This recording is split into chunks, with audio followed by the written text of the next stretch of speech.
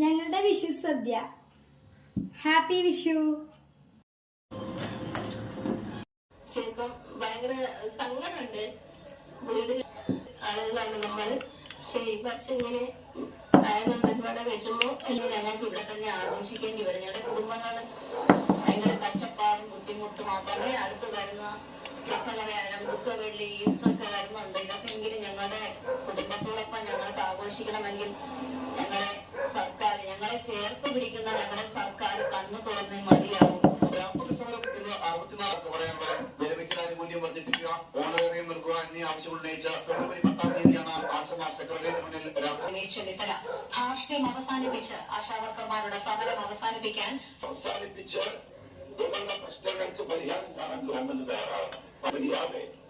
Secretariat വഴിക്ക് സമരങ്ങളും ഒറ്റക്കെട്ടായി ആവശ്യപ്പെട്ടിട്ടുണ്ട്. സെക്രട്ടേറിയറ്റിന് മുന്നിൽ സമരം